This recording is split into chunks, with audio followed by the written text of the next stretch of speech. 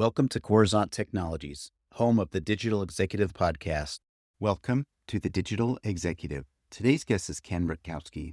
Ken Rutkowski, founder of Metal.Men, is a nexus, a multifaceted business leader, entrepreneur, and influencer renowned for his unique ability to connect executives worldwide, a community builder and seasoned media host. He has been a featured speaker and moderator at tech media conferences, including Milken Institute, CES, NAB, CTIA, NATPE, Digital Hollywood, Internet World, LA Games Conference, X Media Lab, Gadget, the Future of Television Conference, and many, many more. He has also spoken at many most prestigious U.S. universities, including Loyola, Northwestern, Illinois, MIT, Stanford, UCLA, USC, and Berkeley. Well, good evening, Ken. Welcome to the show. Thanks, Brian. It's great to be here. Absolutely. You're in Cambodia at the moment, which is amazing. I do podcasts all over the world. I know you're not originally from Cambodia, but you are my first guest out of Cambodia. So 54 countries today. Thank you so much. And I really, really appreciate it. Oh, it's great. Most people don't know this, but Cambodia, especially in the center, there's a place called Angkor Wat. You probably have seen like Lara Croft. At one point in time, it was the biggest city in the world. And no one ever talks about it. I think Rome or Constantinople, but Angkor Wat was the center of the world at one point in time, which I learned by being here. That's awesome. So much we can talk about, of course, and we spent some good time before we hit record, but I just really appreciate you making the time. So Ken, let me jump into your first question. You've been described as a super connector with a unique ability to link executives worldwide. Can you share a memorable story where one of your connections led to an unexpected or transformative outcome? So I want to make sure we make sure the difference between a super connector or a networker. A networker, in my mind, is someone that's a bit superficial. It's about getting the business card, name card, making sure that Rolodex is thick. We might call it a contact manager. It's thick and robust. Mine is about knowing that person, information about them that's important to them. And that could range from birthdays, their kids, anniversaries, milestones, things that they're working on, and what really gets them excited, and also what they need. Meaning, if they're working on a book, maybe they need to have a good publisher. Or if they're a family office and they're looking for certain types of investments, I could open up certain corridors for them. So I'm always in the know of what's going on, which means is I'm constantly reaching out to the people that I want to be connected with. And that's really important. So it's not about just having a whole bunch of people. It's people that I enjoy and I'm inspired by what they are. Now, things that come out of it, well, it's constant. It's every day there's a different win. I get really excited from making a documentary about regenerative farming or seeing a flying motorcycle, which a friend of mine's making right now that just got funded, because of those are connections that I was able to give them. And I give to them. I don't take percentages or equity of any of those deals, but the goal is just to see all my friends benefit from the relationships that I have grown. And let me just tell you one quick secret behind this.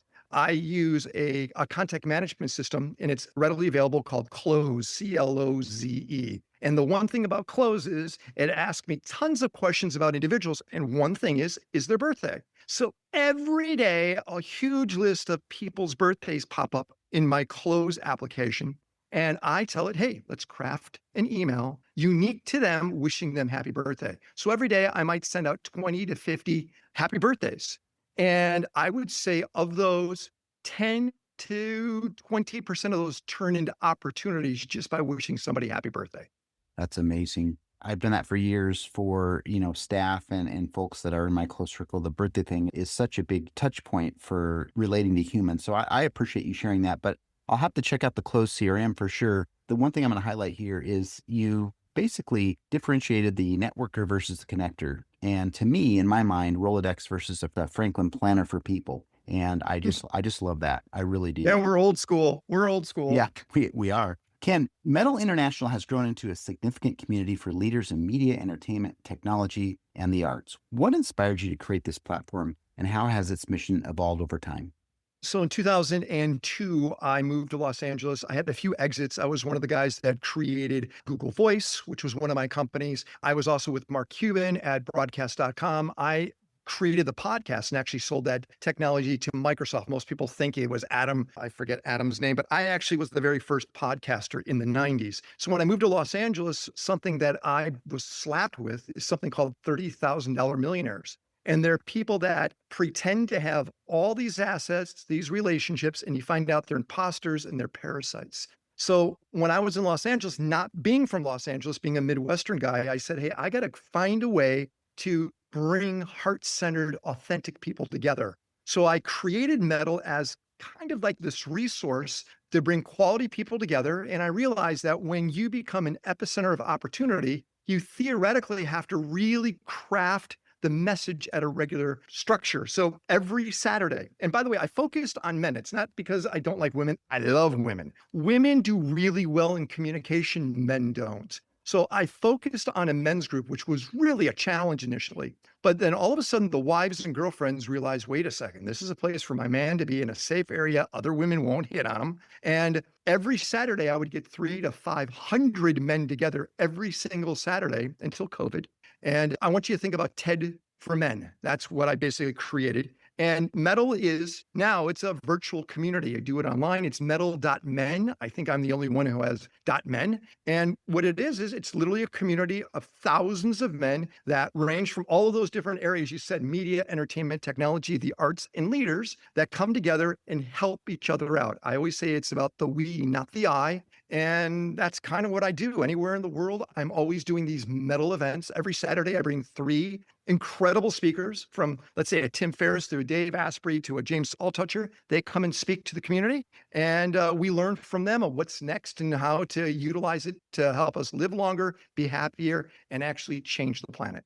That is amazing. And I really appreciate that.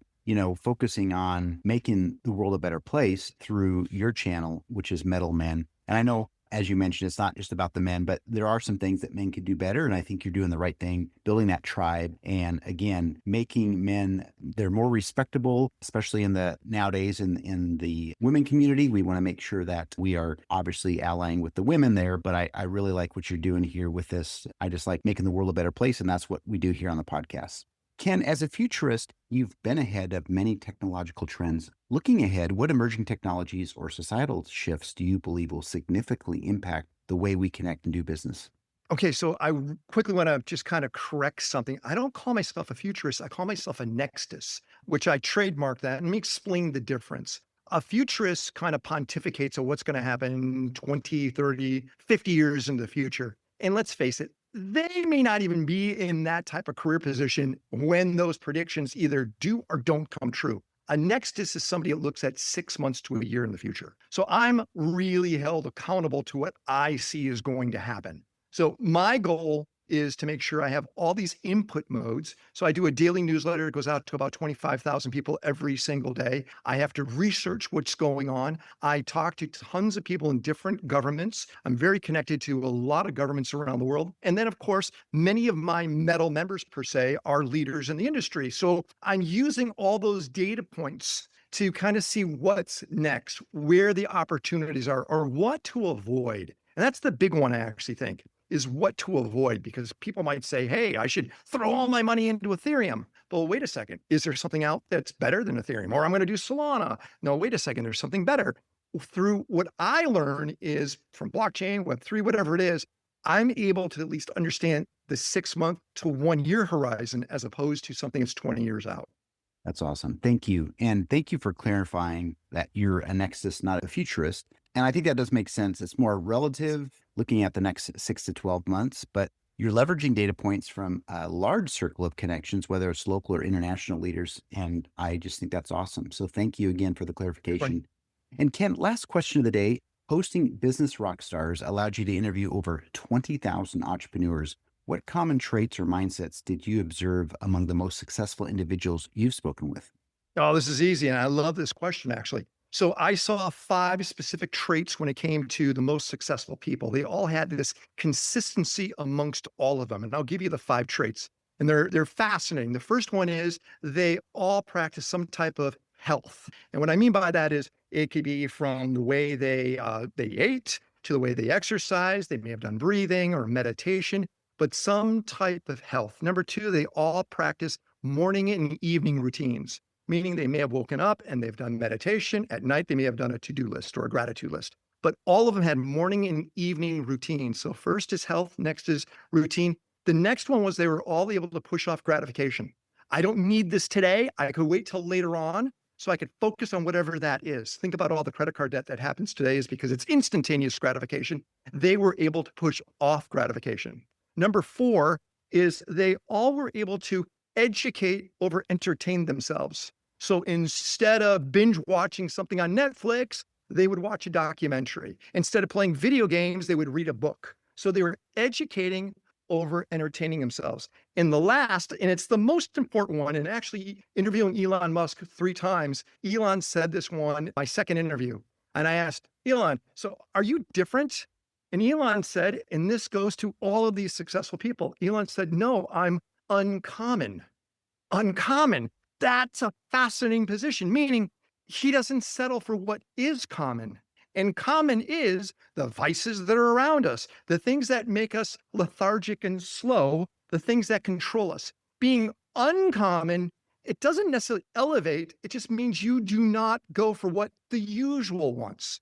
But those were the 5 traits that I saw similar to all of the high performers. That's amazing. And I see a lot of that, and I follow a lot of entrepreneurs as well. Ken, I appreciate that. But just to highlight real quick, again, 1 is health, 2 routines, right? Morning or evening, delayed gratification, right? Push that off to get the work in, get that, eat that frog first thing in the morning. Of course, over educate instead of entertain yourself. We all do that on social media. Even if you got 5 minutes before bed, it's a temptation. And of course, the last one is be uncommon. I know when you interviewed Elon, are you different? No, I'm uncommon. I think that's pretty cool. Thank you for sharing those 5 tidbits. It's going to be amazing for my audience. And Ken, it was such a pleasure having you on today, and I look forward to speaking with you real soon. Thanks a lot, Brian. I appreciate being here. Bye for now.